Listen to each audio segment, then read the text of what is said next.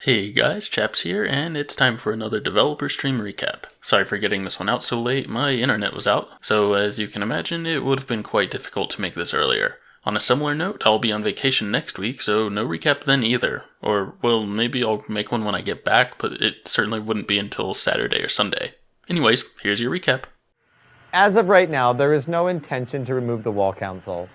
This was a way for us to go back and give a little bit of a kind of a nostalgic bump for what you guys, for the people that have been asking for execution and down that path. That's where we are right now. Is this something that could change or adjust or in the future? I don't know. We'd have to have a bigger conversation with Jim Bob and with Jote and people like that. But right now, we're happy with where the general movement is inside of the game. The weapon tuning, we know that there's some Nasher stuff we want to work on. There's obviously a developer playlist in there right now, which 4v4 King of the Hill. So one of the things I'm actually curious to hear about you guys is the 4v4 King of the Hill. What are y'all thinking about that? Because that to me is a pretty cool one. I'm pretty glad the classic movement isn't coming to alt modes, not that I was really expecting it to be. As for the 4v4 or 5v5, I'm also in the boat of keeping it 5v5. Maybe at the highest level it's overcrowded and 4v4 would be more fun, but for me, I think 5v5 works just fine. Any TCA update? Actually, I do have a TCA update. We've got, the folders are going to be updating. So keep checking out the asset folder. Yeah, so we're going to start with characters, then we're going to move into weapons and slowly adding them. So if you're looking for assets, keep checking back on a regular basis, and those are going to be added there. The tool that we use to evaluate the partners, and people transitioning from members to partners, was down. And I just got access to it today. So now that I've got that, I can go and I can sit down and look at the criteria a little bit more closely. Can you ask Jote to bring back the old school scoring system? We can talk about the scoring system. It is a little, because it's so baked into the way ranked is, it's something that's not going to be, would be just as easy as just bringing it back. There is a purpose to where it is. It's not that we don't think that the ranked scoring system doesn't serve a purpose, it's that it doesn't accurately show who contributed the most, or in particular, it doesn't accurately display MVP. Leave the ranking system as is, but people really want to see the standard scoreboard as well, and use that one for determining MVP. Any news on PvE? Yeah, so the PvE, we announced a lot of those changes previously. So there was a localization issue. So all of those PvE updates that we revealed as part of the patch notes in the last update was delayed until we need another title update to get them into the game the right way. In case you guys missed it, November the 10th, Tactics will be a launch title with the new Xboxes. I may give this a go when it comes to console. I don't really think it's my style of game, but once it hits console, I guess I might as well give it a shot. Will Gears 5 be getting an FOV slider on the new consoles? I don't know off the top of my head if I can say anything about that.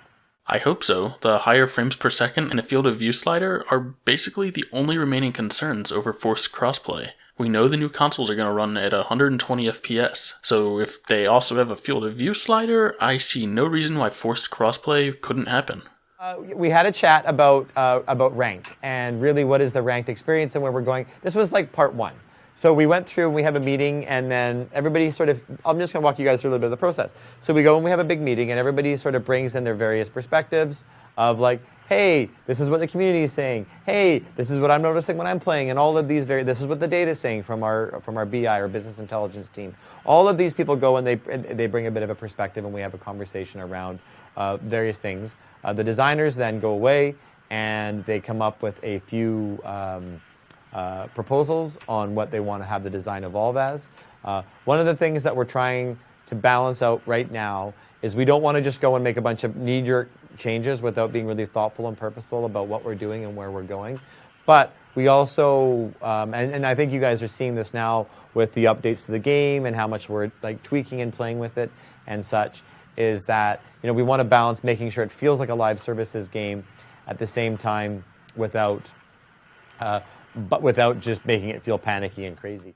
The thing that I worry about with Guardian, and it's a lot of it's the same concern as with Execution, is it's like there's this pent-up demand, and it comes. Believe me, I understand what I just said. And then, as people play it and experience it, that demand diminishes. I hope they don't pull the plug on Guardian too soon due to a drop in players, though. Like, they still haven't even fixed the spawn swapping issues. I know that's why I'm not playing the mode right now, and I'm sure there's plenty of others who probably feel the same way. I hope they fix those issues, and then we can give Guardian a fair evaluation.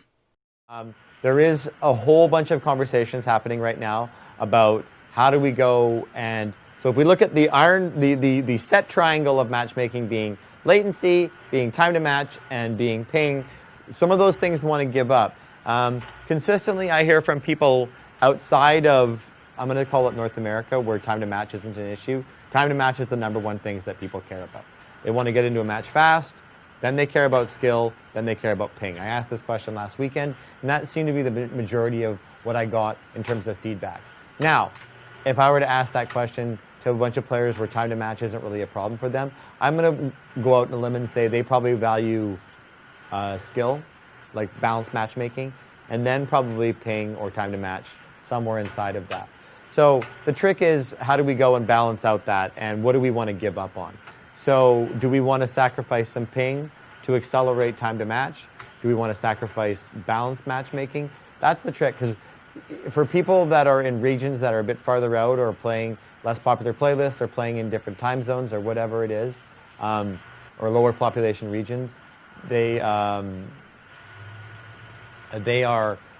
the things that we're talking about. And then how do we go and make matchmaking feel satisfactory for not just for all players? So we're not giving up something that compromises an experience for one to benefit someone else. Okay. They want to be able to hard select a region, for their case, let's say Eastern United States, where they feel like they're going to have 100 ping, 110 ping, whatever it is, just to be able to accelerate their time to match. The game already does that for you, but I want to go and look at it to make sure that it's working as effectively as possible. I thought the game already did that as well, but I've seen others bring up a good point. If you're in Europe and you can't find a match, but then you join my lobby in the US and I search, and we find a match just fine, then clearly something is going on. Like, your ping is clearly at an acceptable level, so why couldn't you find something when you search solo? We are looking at improving what's available in custom matchmaking. I think we're looking at getting the current tuning in Execution to be added to the custom lobbies. I don't know if it's been added yet. I know that's in process. If it's not been added this week, it's going to be added very soon.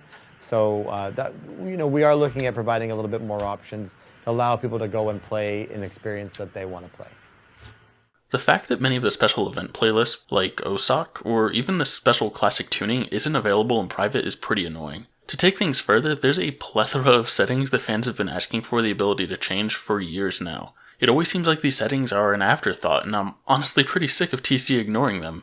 Yeah, I get it, some of these probably aren't super high priority, but at the same time, some of them are pretty simple and have been requested for so long. Not to mention they would make TC's lives easier in the long run. Making some of these changes tunable in private would set themselves up to allow for easier tuning changes on the fly. It also allows fans to create some interesting modes that could potentially lead to special events. Because if we're being honest here, the Coalition is doing a pretty poor job when it comes to special events.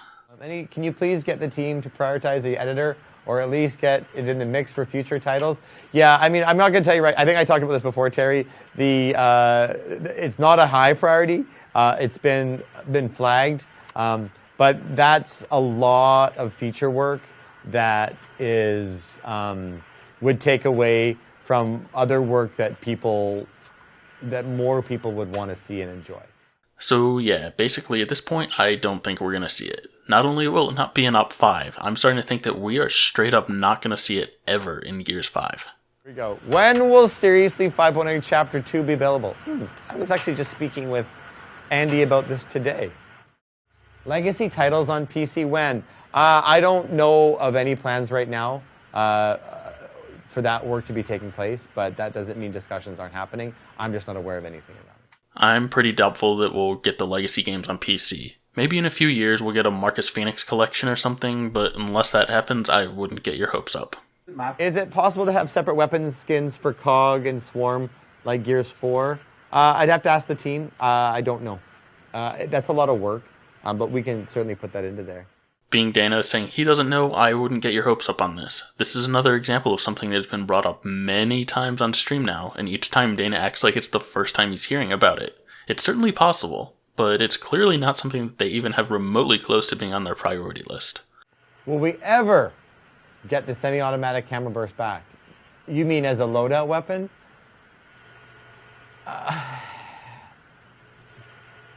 I'm almost going to want to let the chat answer that one. I just remember, like, the amount of complaints. Again, a disconnect and misunderstanding of the question. I'll just keep saying this. This is why you need to have fans on your stream. The question was about the semi-automatic hammer burst, aka the Gears 2 or Gears 3 hammer burst, and even one of the Judgment versions. I don't think this person was asking about it as a loadout weapon. I think they just wanted the semi-auto hammer burst back. Hell, the Gears 5 hammer burst isn't even semi-auto. I'm not sure how this question was really confused. How do you calculate all the info for those beta tuning tests?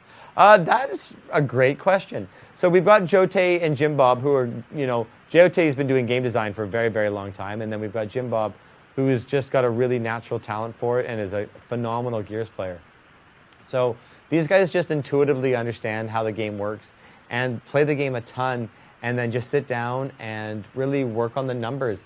And before it gets to you guys, even in the beta playlist, it's gone through a lot of rigorous testing inside the studio here, and everyone is playing. And they're at the end of the session, there's a specific thing that we're playing and we're thinking about and we're working on. And then there's a big dialogue where the designer is asking a bunch of questions. Did you guys feel this?